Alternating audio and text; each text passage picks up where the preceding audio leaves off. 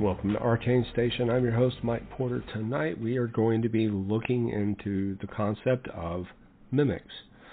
Now, what I've seen lately online, TikTok mainly, but YouTube as well, is there's been an explosion of these mimic reports. And so I want to dig a little bit deeper into that and figure out what's going on. A lot of times when people hear their voice when they're in the house and they're by themselves, and maybe they're recording a video and they'll hear their name in the background. And the very first thing that happens is there's no fear. It's just confusion. It's like, I thought that person was gone. And then they answer back, what, hello, or yeah. And they find out that the person that thought they were talking to was gone. Now, if this was, in isolation by yourself, and you weren't recording, you would just sit there and think, okay, well, maybe I thought I heard them, or maybe something happened in the house that made me think that I heard them. But in many cases, these people are recording audio or video, and they'll experience this mimic event, and not only will they experience it, but anybody that's actually seen this video.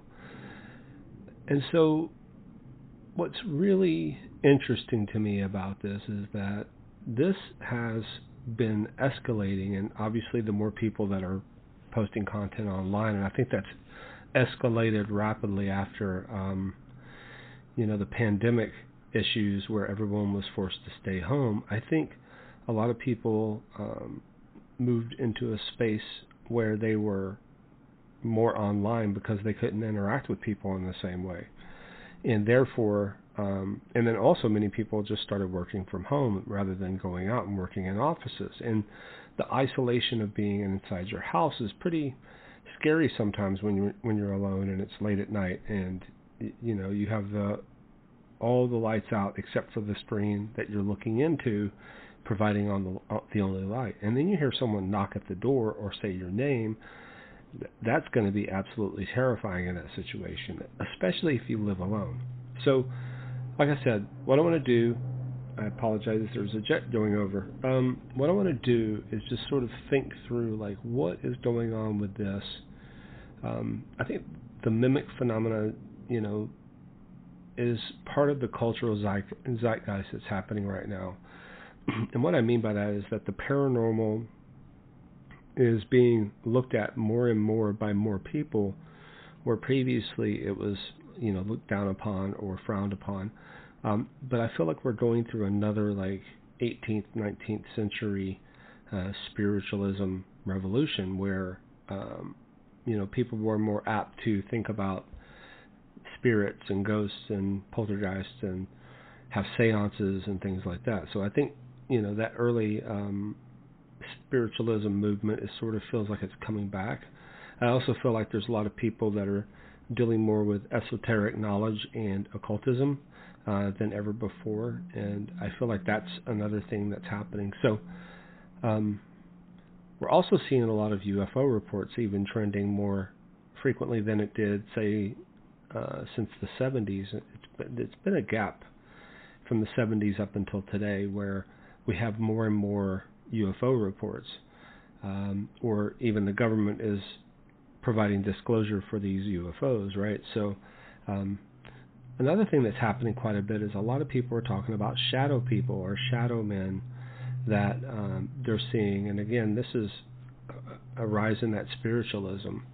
We're also hearing lots and lots of deliverance testimonies, so people going onto podcasts and talking about their religious experiences where they spoke with God or where they had a demon try to possess them, and they were delivered from that.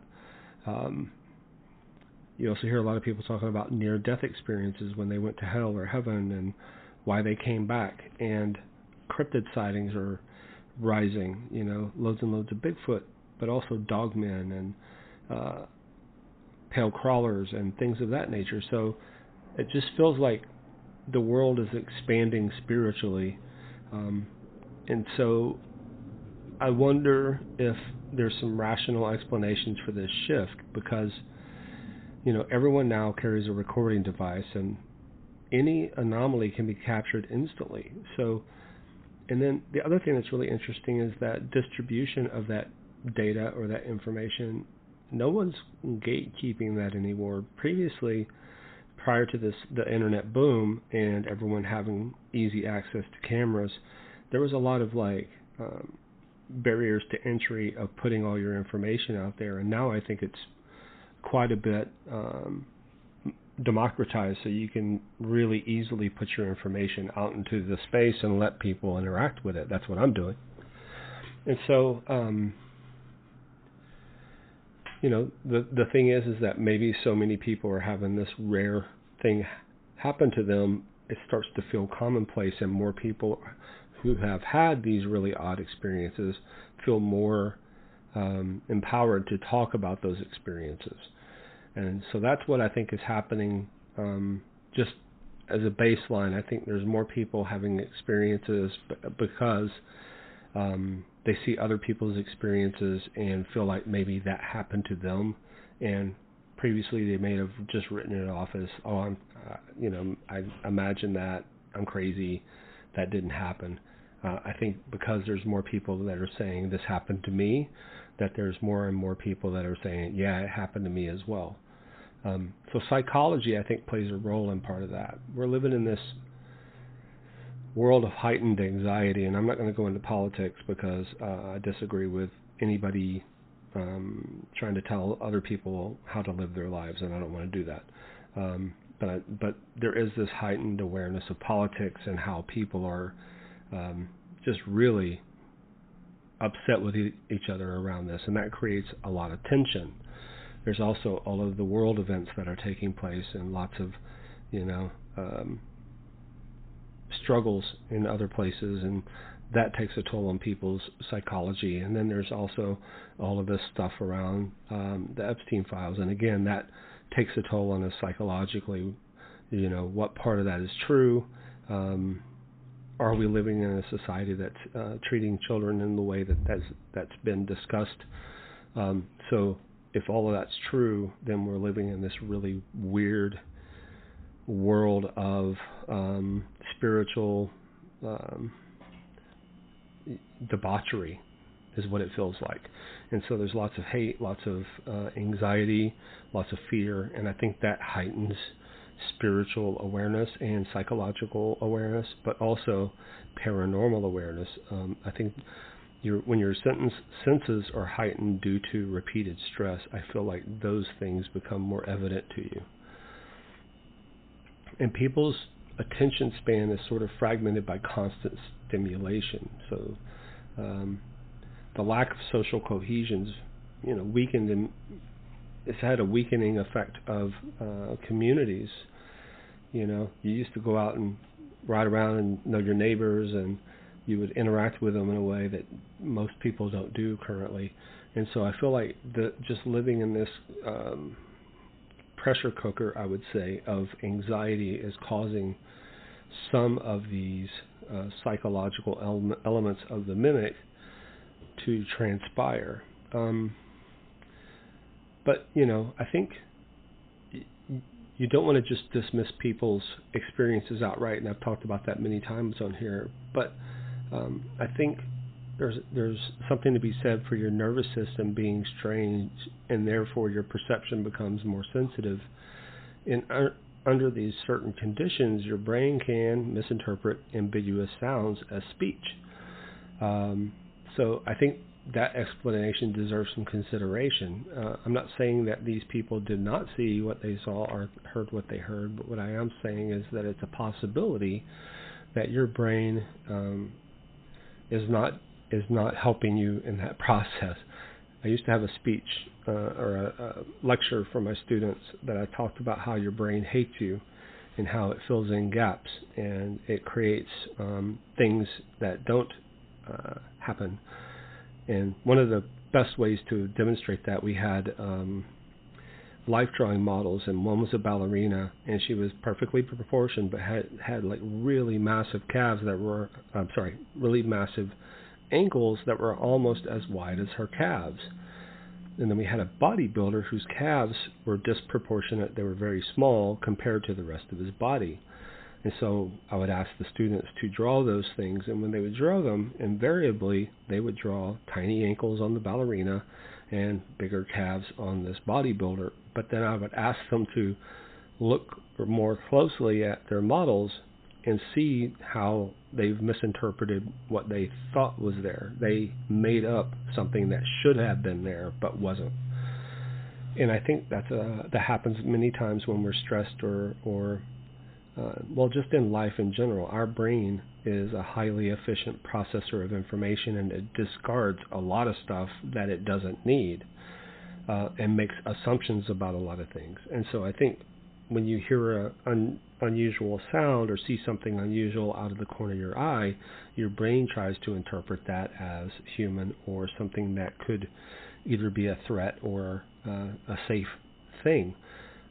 I know there's been many times where I've been sort of like tired and stressed, and I've seen something out of the corner of my eyes, and it could have been a ghost, but it also could have just been my eyes playing tricks on me. And so I think your psychology of your brain does a lot to enhance or create these issues. That being said, I've seen many, many videos of people who are at home.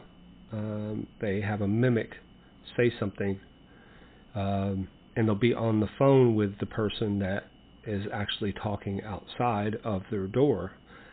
They're saying, hey, their name, and that person's like, I just heard your voice, and it's like not the person. There's also stories, and this is maybe creepypasta, but there's also stories of a child being in the bed saying there's a monster in the bed, under the bed, and then when the parent looks down under the bed, it's the child going, that's not me, so I'm sure that's a horror story, but it's very similar in that there's this thing that's trying to deceive people into believing that that's what they are.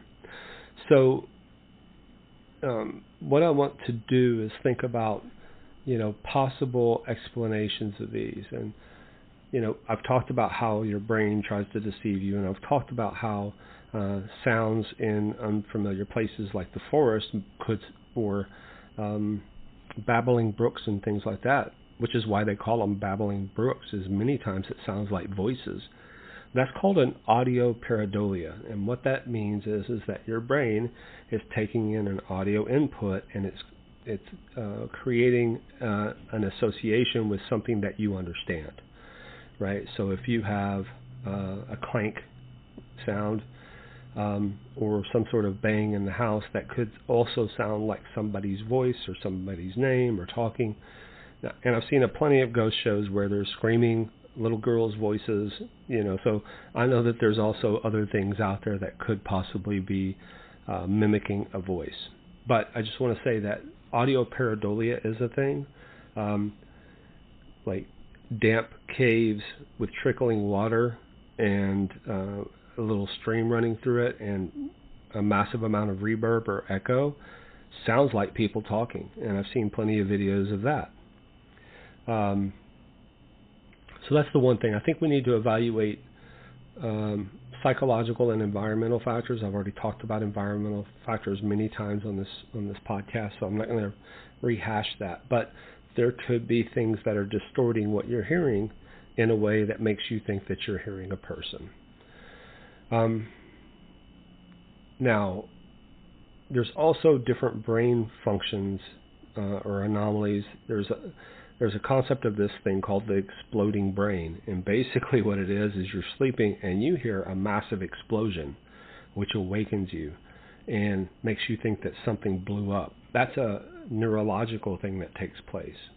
So there could be other neurological misfirings, or the portion of your brain that functions for deciphering information could be in a hyperactive situation that makes you think that you heard somebody or something. So there could be internally neurological things taking place that makes you think you heard something.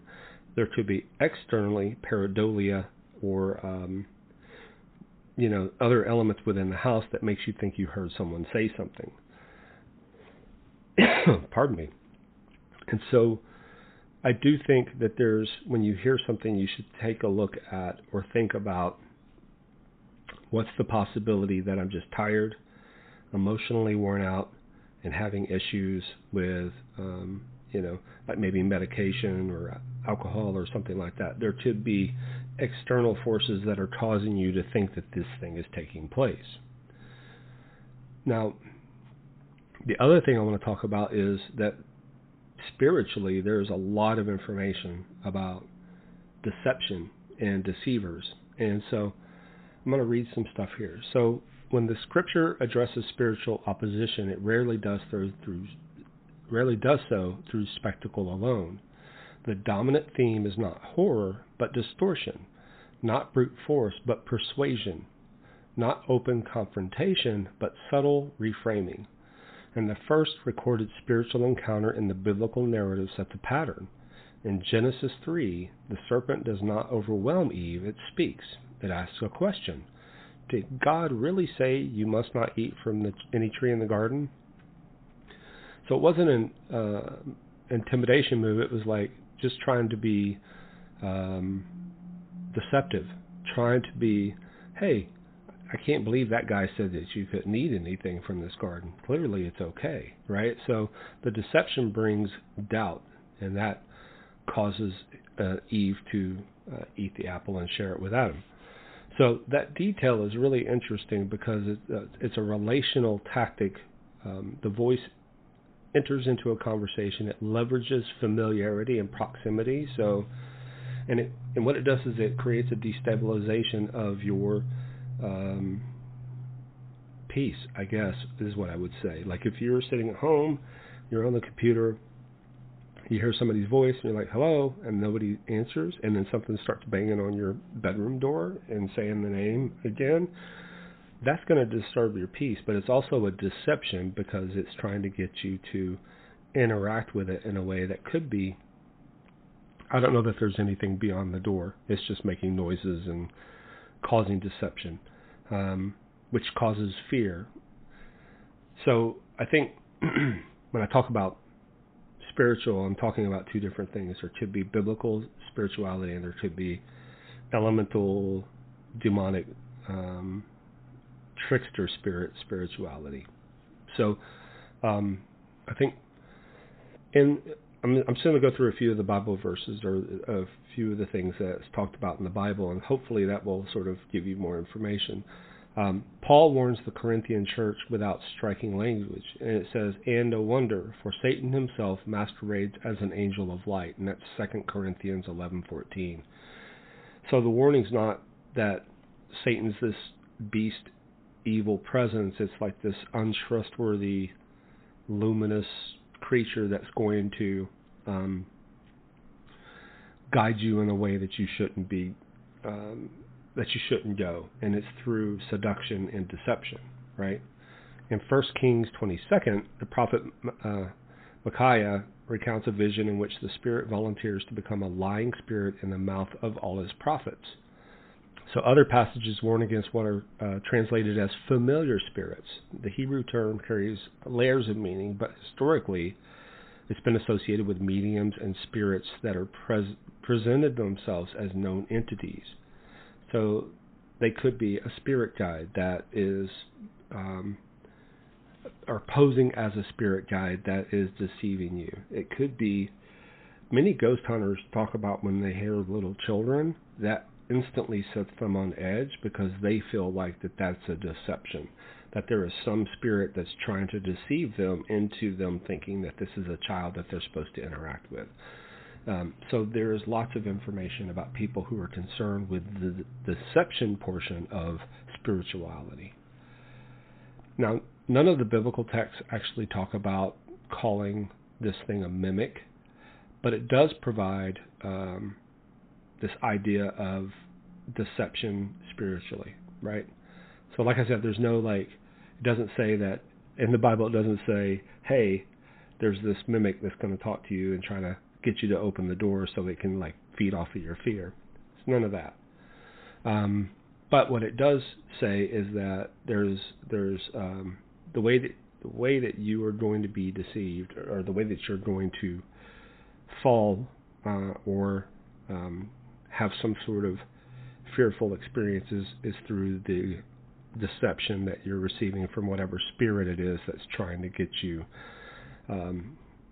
Again, either I think fear might be one of the things that feeds these spirits, but it could also be just the confusion. Any sort of negative connotation to your experience could be like a psychic or emotional vampire and feed off of that feeling that you have in that moment.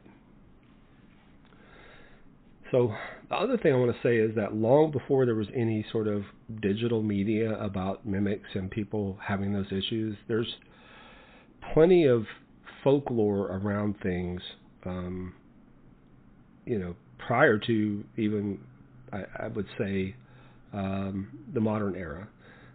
Certainly over the course of time, there's been folklore in Europe and other countries that talk about things that imitate or try to take on the appearance of humans.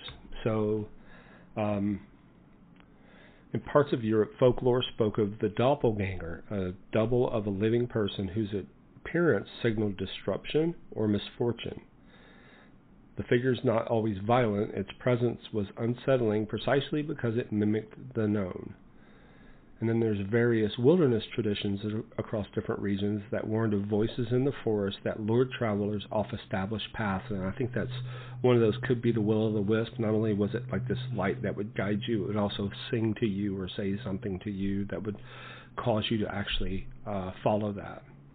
So the specifics around that is basically based on geography and culture, but the mechanism is very similar. It's something that called out in a recognizable voice or tone.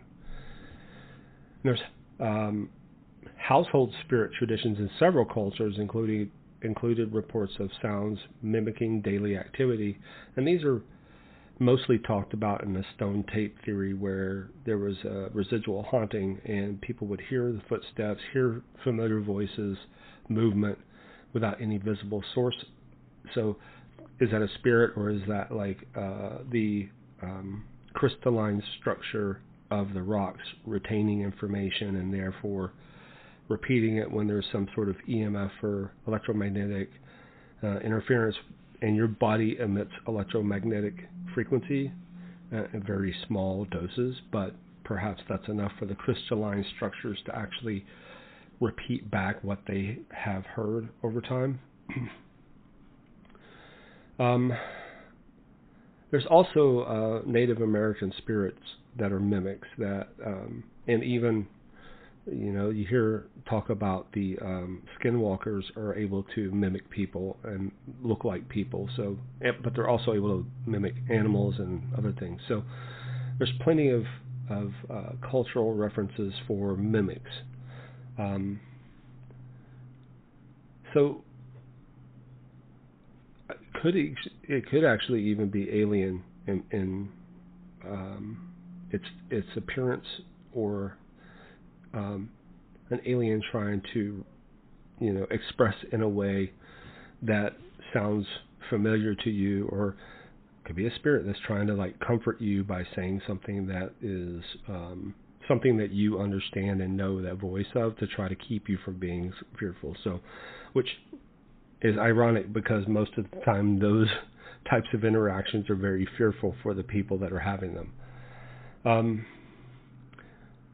Now, we've always been told stories about these types of creatures, but we really haven't had any way of grabbing this information and repeating it in a way. What I mean is the technology is now getting good enough that we can capture this information. There's like recorders, the audio recorders, the video recorders are all capturing these voices, but there's also something else that's taking place, which is even more unsettling, and then that is the use of AI that replicates people almost 100%.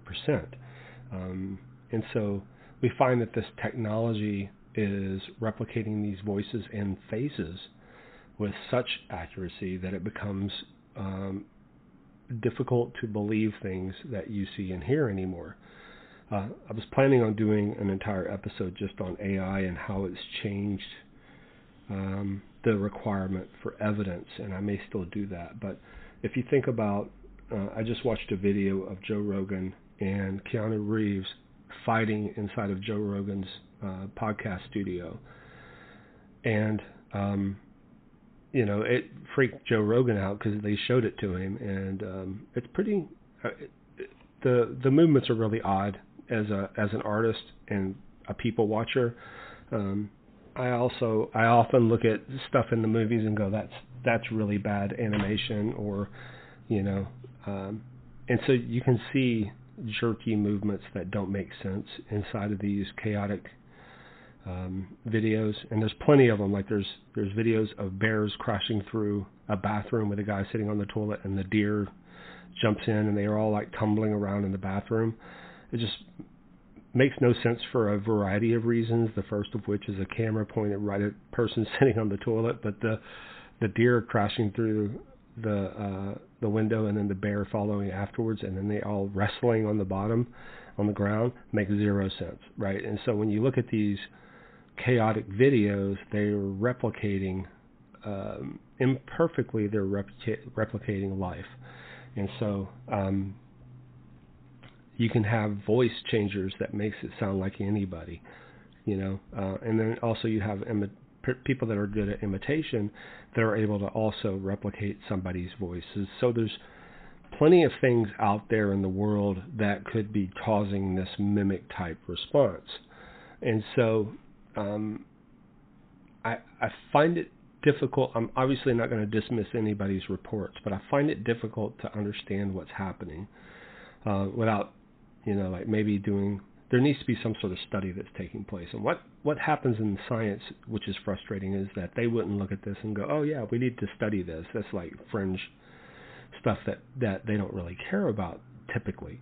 And so it's up to sort of citizen scientists, and I'm certainly not one, but it's up to like citizen scientists to sort of look at this stuff, and it's like, how do we capture data? I would love for someone to capture information about a mimic, and that could be things like having an EMF detector. If you're getting plenty of if you're getting plenty of mimic activity, perhaps an EMF detector, night vision, or IR cameras, or a multi-spectrum camera set up places that you're hearing these sounds, and maybe that will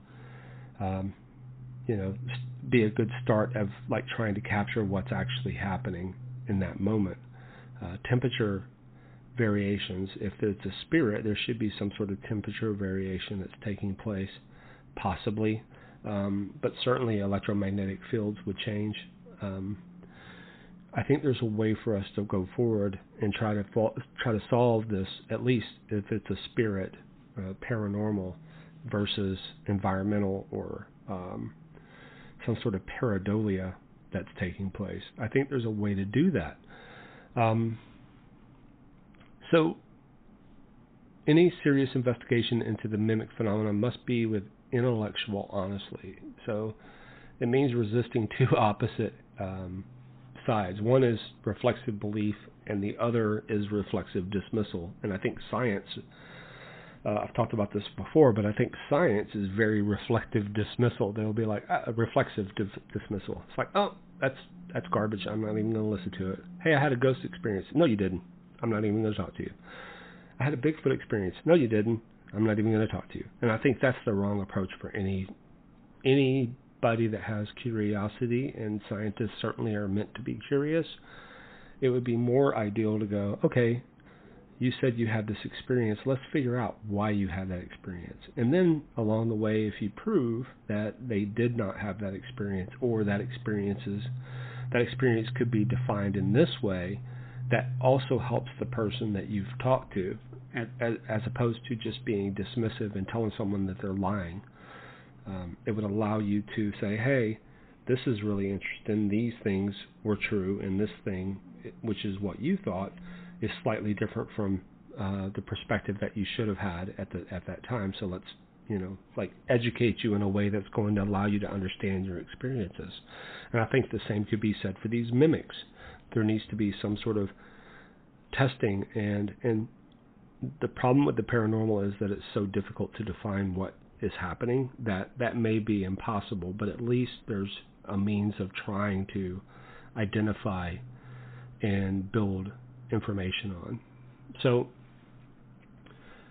like I said before, the human brain is really capable of producing very convincing auditory experiences. And when you're asleep, the transition between asleep and awake can be a really explosive moment in time for your brain. It's trying to kick on, and therefore could hear things that maybe don't exist, like that exploding brain theory.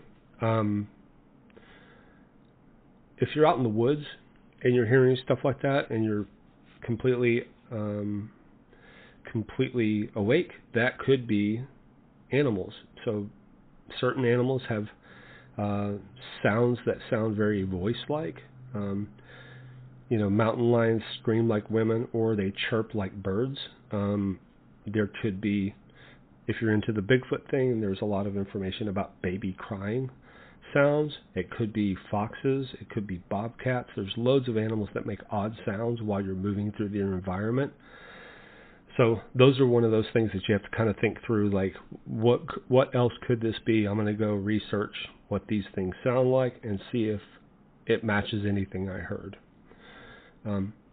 But what I want people to take away from this is that I don't want them to think that I don't believe that this isn't happening. I believe it is. I just don't know yet what to make of that. I feel personally it might be spiritual, and because we feel like we're going through this spiritual quickening, certainly in the book of Revelations they talk about deception being more advanced, and that people will have a hard time discerning reality from fantasy because of the deceptions. I think that makes sense in my worldview of what's going on. I think there's loads and loads of stuff where it's hard to believe anything you see anywhere. I certainly take news with a grain of salt, and don't listen to any one place to get my information. It's more of like, what are these areas saying, and how does that make sense as a homogenized total picture? I think that's a better way to approach everything, including science. So I think I'm going to stop here. But basically, I believe when people tell me that they've had an experience, I've seen videos where people are having the mimic experience. Obviously, videos can be faked. This could be for views on YouTube or TikTok. I get that. But there are times when you see people that are so completely scared and vulnerable in that moment that it makes me think that there is something actually happening. So if you've had that type of experience, I would love to hear about it. Please send me an email, mike@arcane-station.com. Go to my YouTube channel. If you search up Arcane Station Podcast, I have a YouTube channel where I'm doing shorts as well as posting my podcast. Obviously, Buzzsprout, I'm with most podcatchers, so you can find me there. And I've got a Patreon, which I have some paid-for content that's outside of what I'm doing currently, which is all paranormal and supernatural and esoteric information. It's all in one place as well. So, all right, have a good night. Thank you so much for visiting with me, and tell a friend, and be skeptical.